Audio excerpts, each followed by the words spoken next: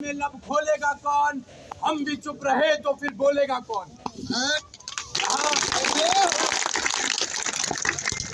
आप सभी लोगों का बहुत बहुत धन्यवाद कि आज अमर शहीद दुलार चंद यादव जी को श्रद्धांजलि देने आप भी उसी भाव से यहाँ एकत्रित हुए हैं जिस भाव से हम लोग यहाँ एकत्रित हुए हैं। मैं चाहता हूँ कि हमारे जाने के बाद वही भाव आप लोगों के अंदर जिंदा रहे। तमाम वक्ताओं ने अपनी पीड़ा को आप लोगों के बीच रखा। तमाम वक्ताओं ने आपके क्षेत्र में जो समस्याएं हैं उन समस्याओं को आप लोगों के साथ साझा किया। मैं आपको एक छोटी सी कहानी के साथ एक उदाहरण देना चाहूंगा। इस कहानी को मैं चाहता हूं कि आप लोग जरा गौर से सुने। एक बार जंगल में भीषण आग लग गई होती है और उस आग को बुझाने का प्रयास एक मामूली सी चिड़िया कर रही होती है। वो मामूली सी चिड़िया दूर तालाब की तरफ जाती है, एक बूंद पानी अपनी चोंच में भरती है और उस जलती आग के ऊपर एक एक बूंद पानी वो डालने का काम करती है। सुबह से लेकर शाम हो गई, उस मामूली सी चिड़िया को वही एक एक बूंद पानी उस दूर तालाब से लेकर आना और उस जलती आग के ऊपर डालना। शाम को एक बड़े बाज ने चिड़िया को देखा, चिड़िया को रोका और उस चिड़िया से पूछा कि बहन, तुम उतनी मेहनत कर रही हो, इतना संघर्ष कर रही हो, क्या तुम्हारे एक एक बूंद पानी से ये भीषण आग बुझ पाएगी? तो सुनना साथियों, उस मामूली सी चिड़िया ने कितना खूबसूरत जवाब दिया।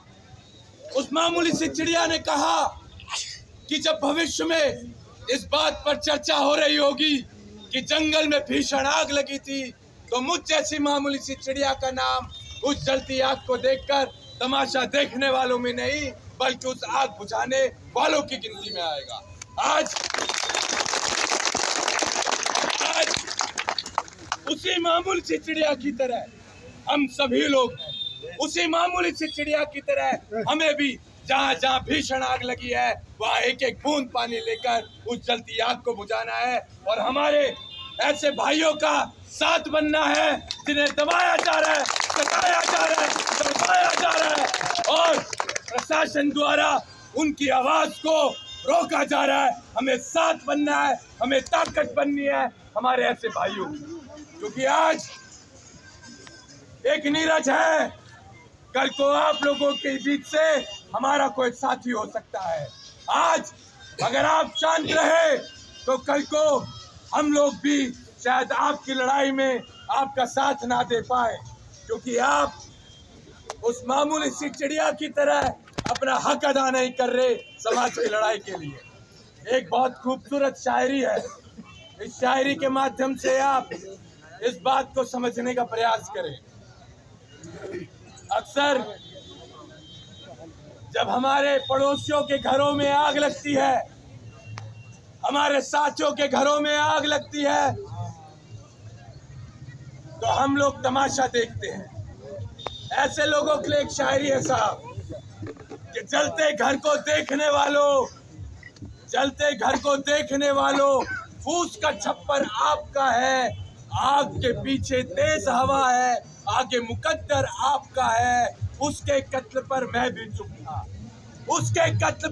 चुप था, मेरा नंबर अब आया, मेरे कत्ल पर आप भी चुप हैं, अगला नंबर आपका है। अगर इस नंबर को आप कटवाना चाहते हैं तो जरूरी है आप लोगों का संगठित रहना।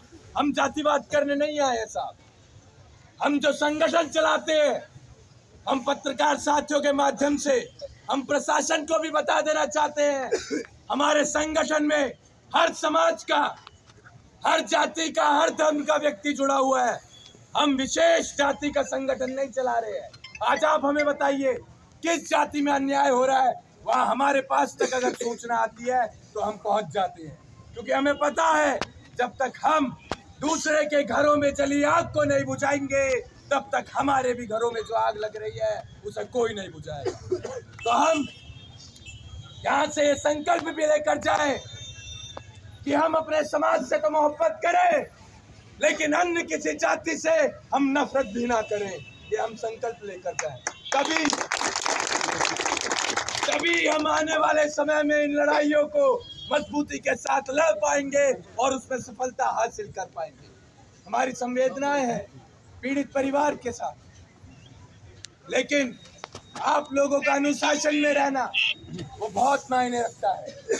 यहाँ से जैसा कि हमारे भाई ने बताया, हम तो बोलकर चले जाएंगे, लेकिन हमारे पीछे आप लोगों को ही ये सब कुछ बर्दाश्त करना है। तो हम इतने गैर जिम्मेदार व्यक्ति नहीं है कि हम इस बिना जीभ की हड्डी को हिलाकर चले जाएं, कुछ भी बोलकर चले जाएं और खामियाजा भुगतना पड़े हमारे इन तमाम साथियों को। हम ऐसे नहीं हैं। हम आज आए हैं तो हम कल भी आपकी तकलीफों में आएंगे और हम आते जाते रहेंगे, लेकिन आप लोगों को भी संकल्प लेना पड़ेगा कि कभी भी कोई समस्या होगी तो आप ऐसे ही संगठित रहेंगे जैसे आप आज यहाँ पर संगठित हैं। आपकी आवाज को दबाया जाएगा, आपको तंग किया जाएगा, लेकिन आप घबराना मत, आप घबराना मत, क्योंकि जो डरता है वो कभी नहीं लड़ता है। निडर ही लीडर है। आप निडर बने, हम आपके साथ चलेंगे। आप हमें एक बार आवाज लगाएं, जहां आपको ऐसा लगे कि आप कमजोर पड़ रहे हैं, वह हम आपके साथ, आपकी उस लड़ाई में सबसे पहली पंक्ति में आपको खड़ेंगे।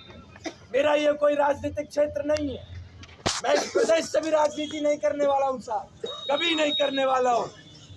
तो मेरा यहाँ क्या भाव है, उस भाव को आप समझने का प्रयास करें। मैं यहाँ विधानसभा चुनाव, लोकसभा चुनाव लड़ने नहीं आया हूँ।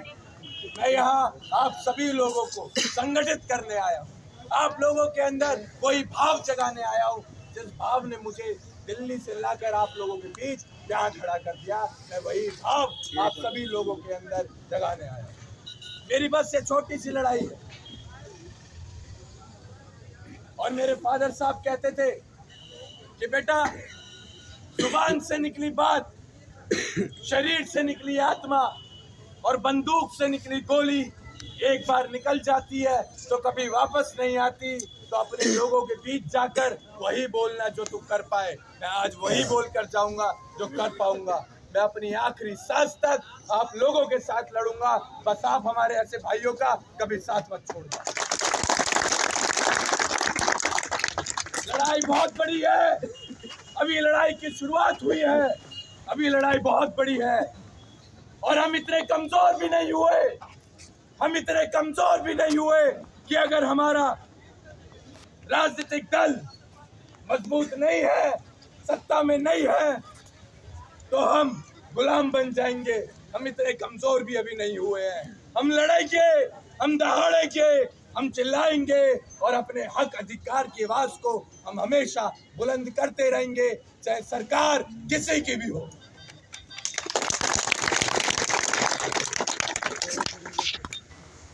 मुझे बेहद खुशी है आप लोगों के इस भाव और समर्पण को देखते हुए, और मैं यहाँ से जाते हुए भी निवेदन करना चाहूंगा कि इसे आप बरकरार रखें, क्योंकि जैसा मैंने कहा, लड़ाई की अभी शुरुआत है, आगे बहुत लड़ाइयाँ हमें लड़नी है। और मैं प्रशासन से भी कहना चाहूंगा, अगर हमारी आवाज उन तक पहुंच रही है तो हमारे भी गांव से, हमारे भी घरों से ऐसे ही वर्दी पहने हमारे भाई सेवा दे रहे हैं। हम उनसे भी कहते हैं और आपसे भी कहेंगे, आपने जब ये वर्दी पहनी थी तो ये वर्दी किसी विशेष पक्ष का साथ देने के लिए नहीं पहनी थी, ये वर्दी आपने न्याय दिलाने के लिए पहनी थी। इन जनता को आपने इनकी लड़ाई को लड़ने के लिए पहनी थी। तो आप इस वर्दी का लाज रखें, इसकी मर्यादा का आप लोग पालन करें। और इसी के साथ आप सभी लोगों को बहुत बहुत धन्यवाद। मैं वक्ता तो इतना अच्छा नहीं हूँ, लेकिन समय आएगा तो आपको लड़के दिखाऊंगा कि मैं लड़का कितना अच्छा हूँ। फिलहाल आप लोग संगठित रहें।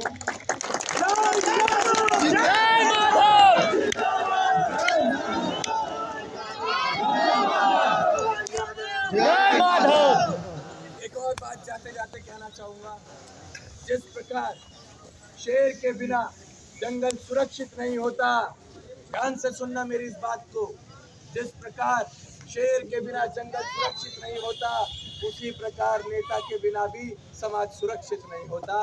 गंभीर बात जाते जाते बोलकर जा रहा हूँ, बाकी आप सब लोग समझदार हैं। जिंदाबाद जिंदाबाद जिंदाबाद जिंदाबाद।